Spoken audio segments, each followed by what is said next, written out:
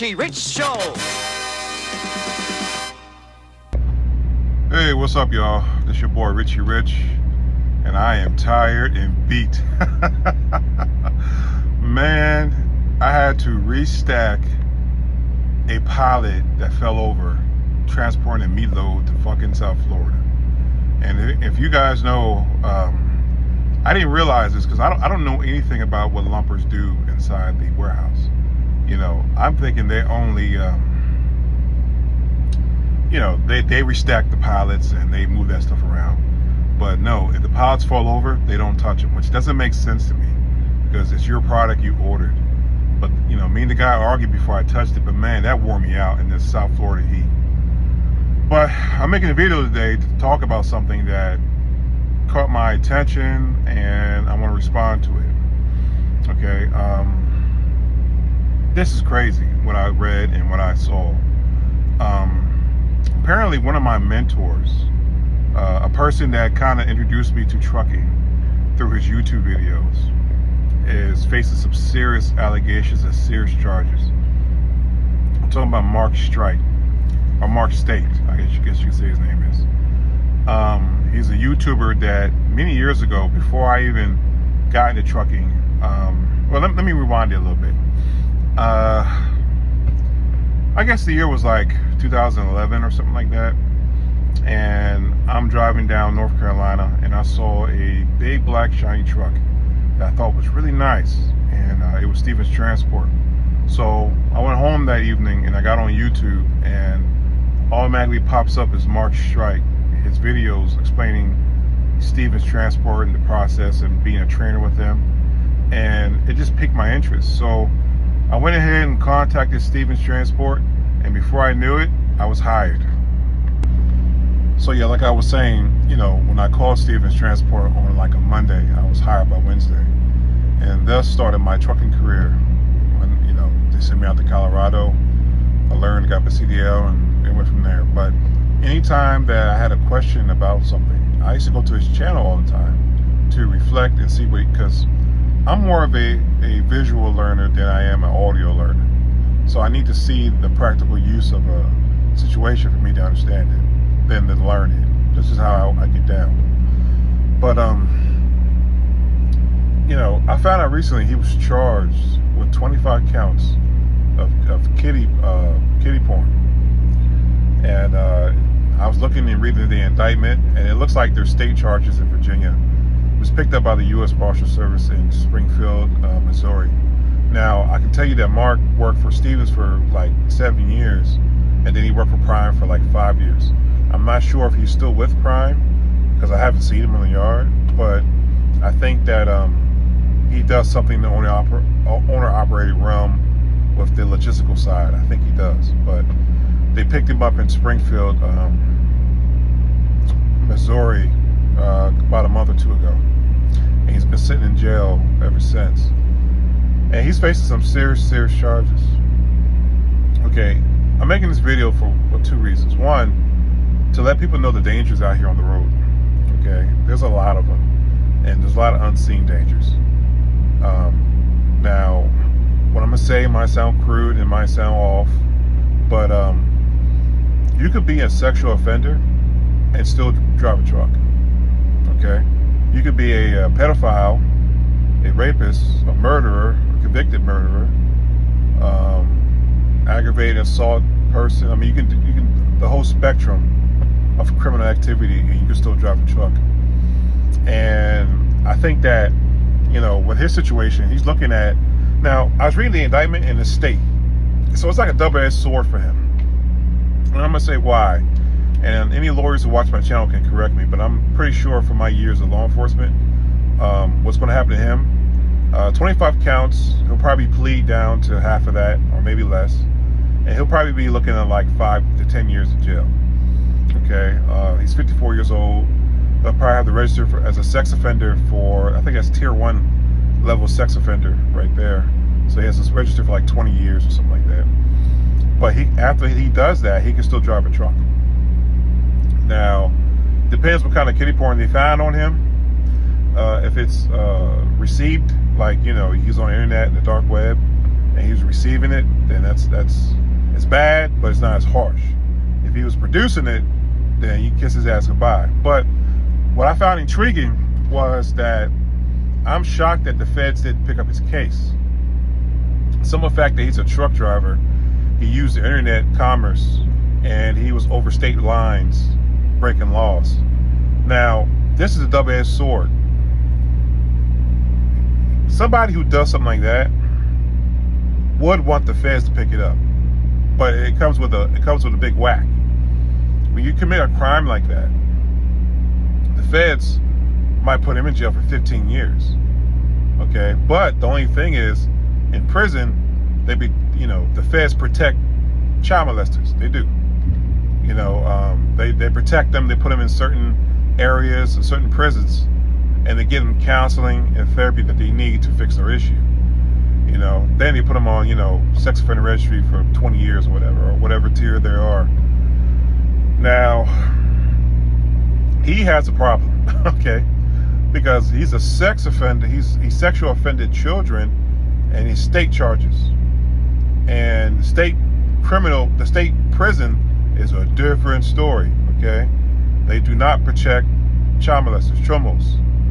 And I'm not sure if the state of West Virginia has I think he's Virginia, or no, I think the case is out of West Virginia. I got to read it again. Or hopefully it's in West Virginia, because if it's in Virginia, his ass is grass. Okay, for the next 10 years, he'll be getting victimized. I guarantee you. Now, some of you guys might say, "Yeah, that's what he gets," and you know what? I agree. Okay, you leave the kids alone. But reading his indictment, I also saw that he had another allegation of a sexual assault. So the first allegation spawned the investigation into his device. So more than likely, he was peeping on somebody or using his device to record his act. And the district attorney and the sheriff's office decided to seize his digital equipment and do a forensic analysis of that. Now, I'm gonna tell you something, man. Out here in trucking, you meet all walks of life. People that will shock you. They have such dark secrets out here. It's always in the back of my head when I'm in the truck stop, when I'm walking around, when I'm dealing with truckers, that I don't know these motherfuckers from a can of paint. I'll give you one quick story here, and this was a student of mine. I won't say who it was, but one night I'm laying in my bunk right here, and he's driving up there, and he's on the phone. He's on his earpiece.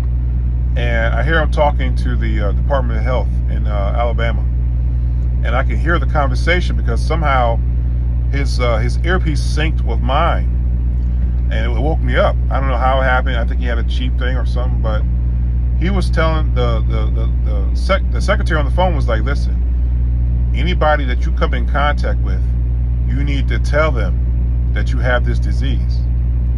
And you need to express that to all your partners, all your sexual partners." And he was like, "Yes, ma'am, I'm taking my medication. I'm doing this and this and that." And the disease was the monkey that doesn't go away. I'm talking about that three letter word. Come to find out, he was a homosexual, and he caught that thing. But I didn't judge him, and I still trained him, and I still treated him fairly because I work with people who had those diseases from being a police officer. But that just tells you don't know these people that come in your truck. You don't know the people in the truck stop personally. Everybody, you have to look at them with a grain of salt. One time I was in Ontario, California, and I was walking in the parking lot, and I was approached by another trucker who made a sexual advance towards me. I don't know why, but he wanted some pretty blue eyes that day or something, man. And he propositioned me. And at first I thought he was joking, but he was dead serious. And I said, "Oh no, I'm good, buddy." And I kept it moving. I didn't react. I didn't get violent. I didn't call him the F word or make fun of him, or I just declined and walked away. But you just don't know who's out here, and they're demons. And there's a lot of them out here. And trucking, unfortunately, lets you expose yourself to these demons. Whether it's going to Vegas to go to a brothel, or it's going to a truck stop to get a lot lizard. Okay, these people out here have vices that you just don't know. So I tell you that to keep your head on the swivel. Okay, when you're dealing with the public, okay, be cautious. But I'm sad to hear that about the mentor, because he talked me into going to Stevens Transport, and he talked me into going to Prime. As soon as I saw his videos about Prime, I went to Prime. I said, you know what, I'm leaving Stevens to go to Prime. He even helped me to this day, because he has a video on his channel that shows you how to keep the reefer running when the doors are open.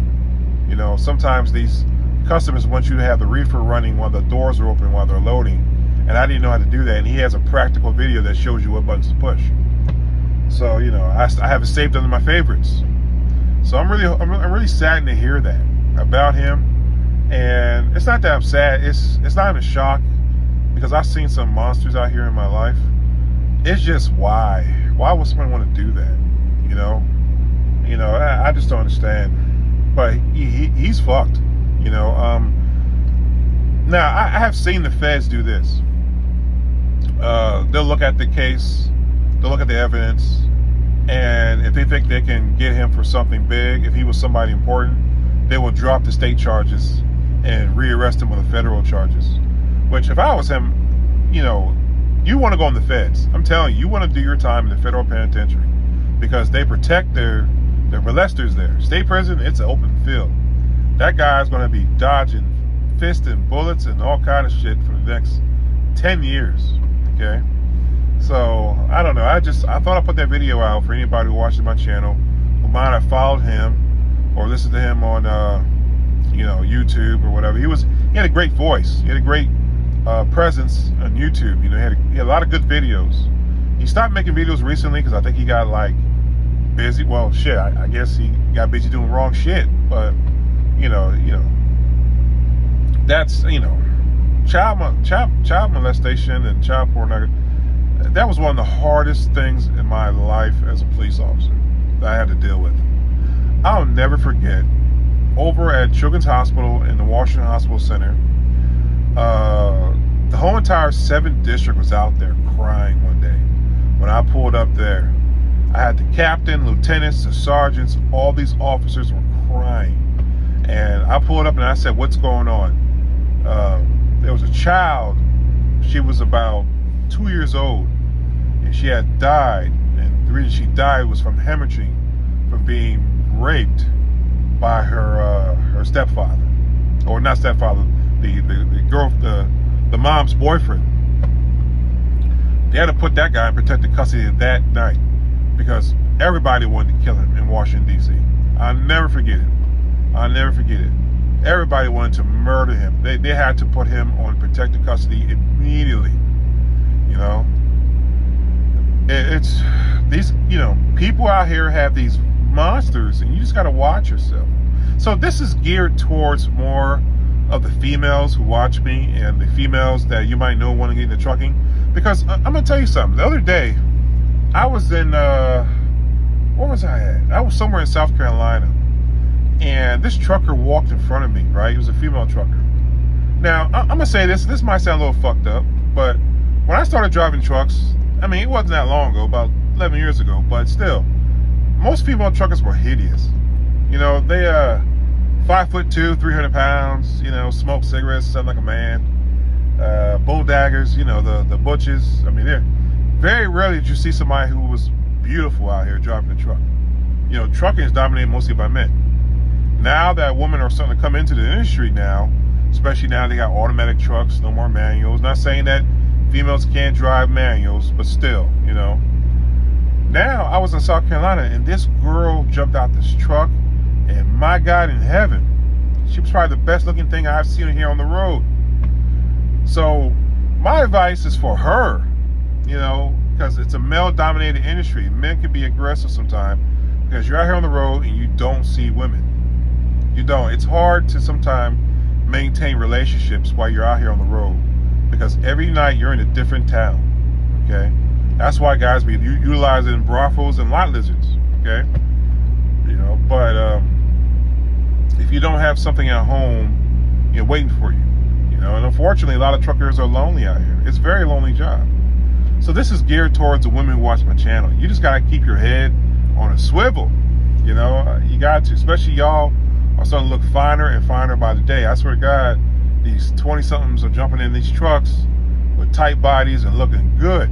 Okay, but I don't say nothing to them. I respect them. I say hi if they speak. If not, I keep my head out the direction because I don't want to make them feel uncomfortable out here because I know they're a proposition and approach. I heard some horror stories about what happened to females out here. And it's ironic. I say when it gets dark, I see no female truckers in the truck stop. Okay, they stay in their truck, use the bathroom in the truck, and live in their truck and stay away from guys. I know they do. And it's messed up that it's like that. But you got to when you have monsters like this Mark Staite and different people running around here doing different kind of things. So anyway, peace and love. Leave your comments. That sucked, man. I'm sorry to, get him. I don't know what to say. I can't say I'm sorry to hear that because if you're a monster, you deserve to be locked up and thrown in jail. I'm just shocked it was him, but nothing shocks me because I've seen good people that I thought were great do terrible, awful things. But it's just a travesty. Peace, love, Rich.